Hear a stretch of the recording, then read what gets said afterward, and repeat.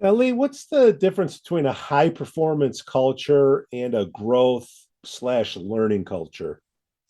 So it's what I touched on earlier in where we had everyone like the high performing culture is the top 10%. Now, this is especially for you leaders listening in or watching.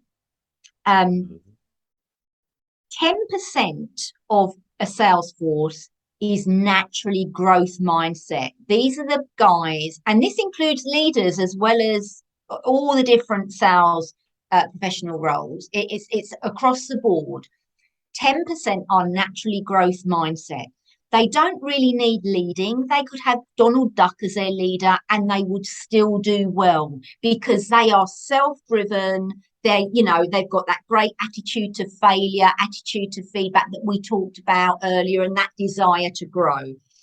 And so these top 10 percenters don't need anything really other than the occasional, yeah, well done, that's great, keep on doing what you do really amazingly well. Just stay out of their way and let them get on with it.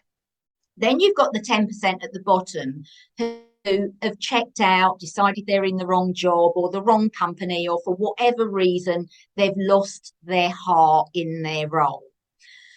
And so these are the guys that lots of sales leaders try to help and turn around. And actually, it's impossible to do that. They have to decide that they want to stay and commit to their own growth and success.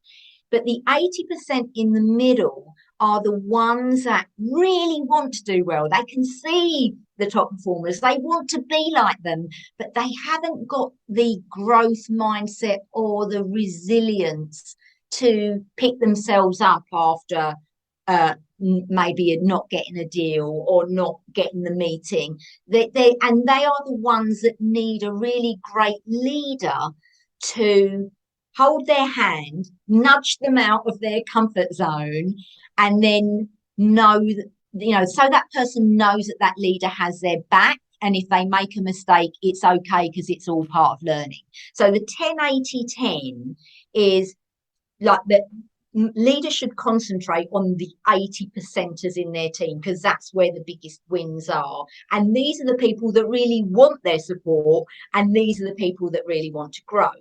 In a high performing culture, which most organizations, sales organizations are, the 10% at the top are the winners, and everyone else is an underperformer, even if they're there or thereabouts. Because some of those 80 percenters will be getting their quota, will be getting their target, but they are seen like, we want a team of A players, which actually is an impossible dream. It's an Right. unrealistic expectation. You can get everyone playing at 100% of wherever they are on their journey, but you can't get a team of top 10 percenters. They're what you would call the elite, right?